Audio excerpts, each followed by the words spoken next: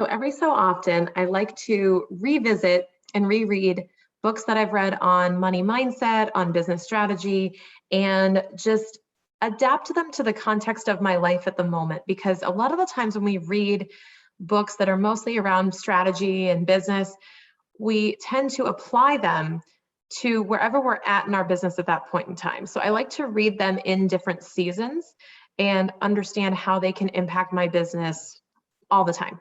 So here's one that I constantly love to revisit.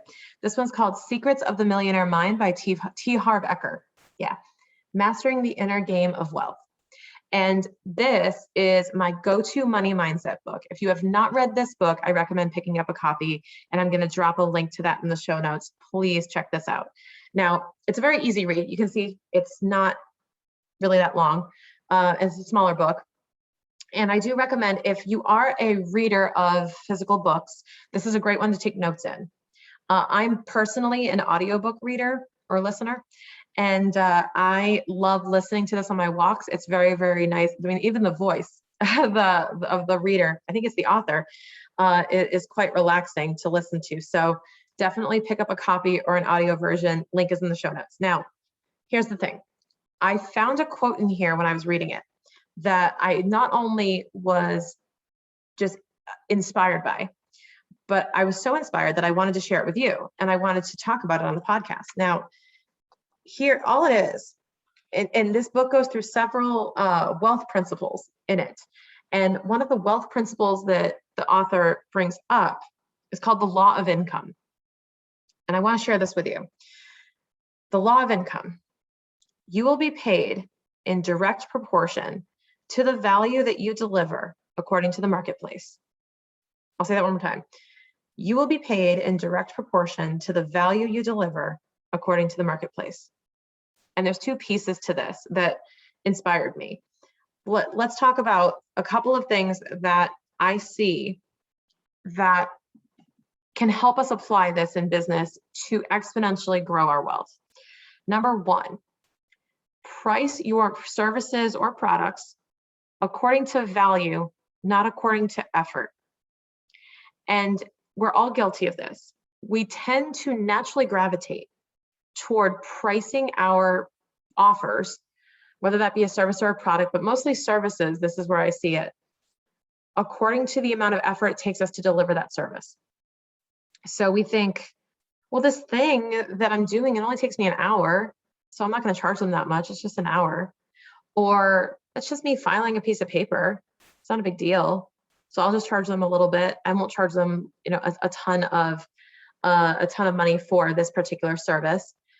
Now, where at the same time, competitors are charging a lot of money. Why? Because that one piece of paper, that one little thing, that one task could save your client thousands, could save your client hours, even days of time. And what is that worth to them? Okay. It's not about how fast you can do it. It's about how valuable is the result. And I see this all the time. I used to work exclusively with fitness professionals in my business. I no longer do. I work with everyone now. But the most common industry I worked with was fitness. And I saw this every single day, saying, I'm not going to charge my client that much because it doesn't take me much to program. It doesn't take me very long to program. You know why it doesn't take you long to program? Because you have 10 years of experience, 6 certifications, and you've just learned how to do it quickly. That's valuable. And a program, let's say a weekly or a monthly fitness program, is insanely valuable to someone who doesn't know what the heck they're doing when they get to the gym.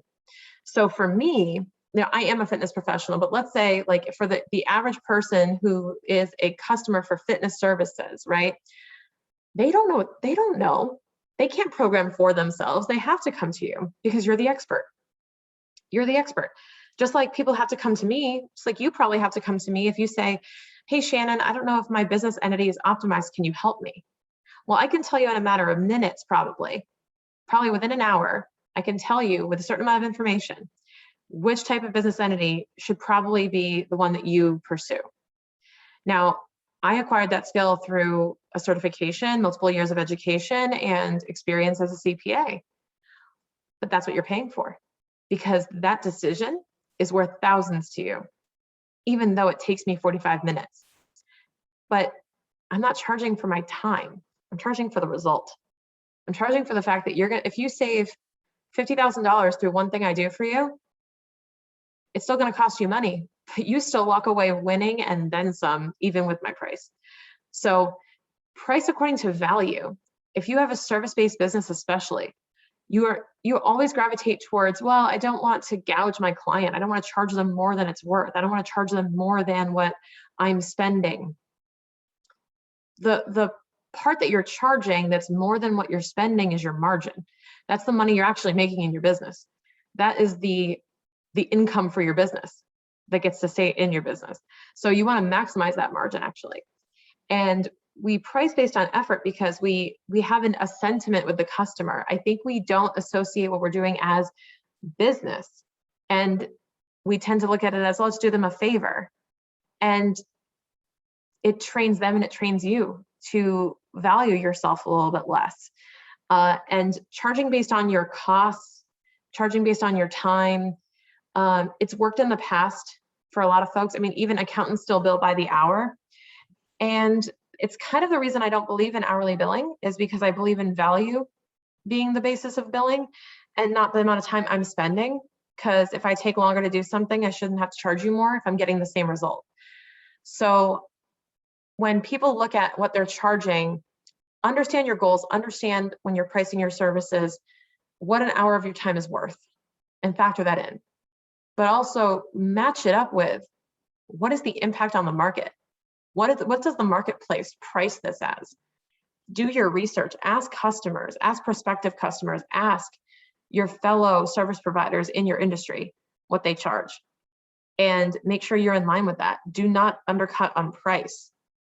You want to be in line with what people are expecting to pay, if not a little higher, and raise the bar. So number one, price according to value. That's the ultimate, is the result. And the other aspect of this is when you're pricing your services or your products, pricing any type of offer, maximize the impact. And by that, I don't just mean delivering the best results, right? I'm talking about delivering the most value and the most results in the same amount of time. And one very obvious way to me to implement this is to offer what you're doing in a group style format. So if you are a one-on-one coach, you can exponentially grow your income by offering this on a group basis. Why? Because the same hour of your time spent on a Zoom call answering questions could impact, many more people, tenfold, right? For each person, let's say you go to a group of 10, now you're impacting 10 different people with this result. You're inspiring 10 people in the same hour that you would normally spend with one.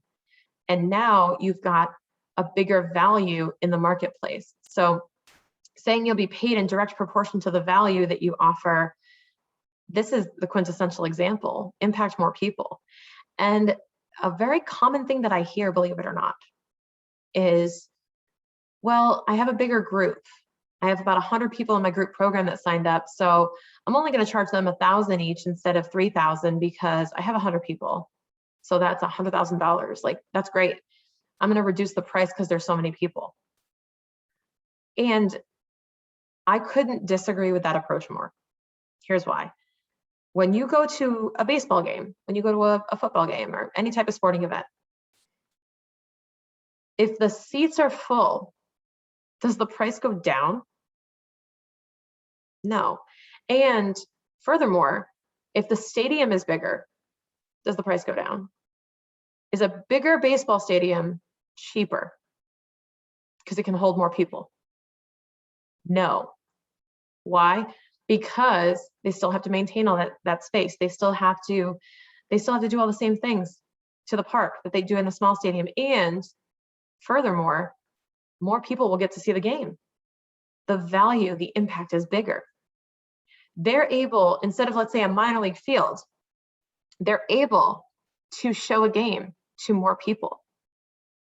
It's the same reason why, tickets to the Super Bowl are more expensive. That's a supply and demand thing, obviously. But when we're talking about just making a bigger impact in less time, more people can fit into a stadium doesn't mean we're going to charge less per ticket, and ceiling ourselves, max ourselves out at a certain revenue goal and say, I just want to make $100,000 from my group program.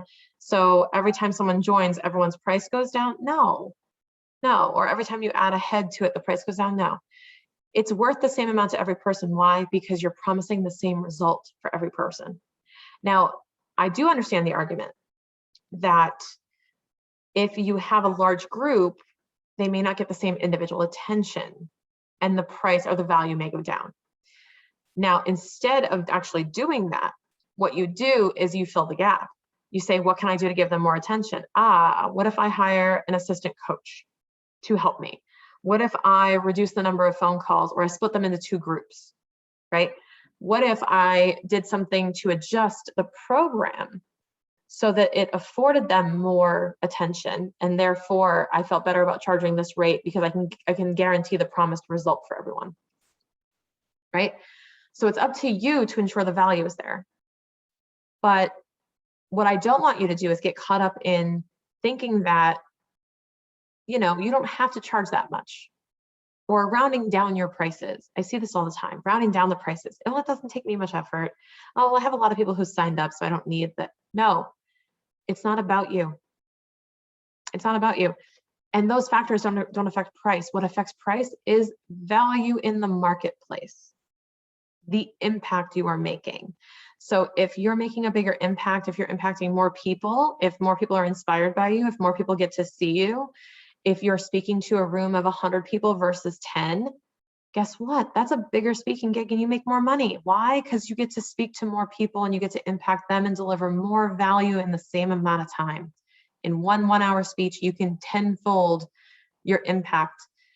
Your income should be higher. And that's the key.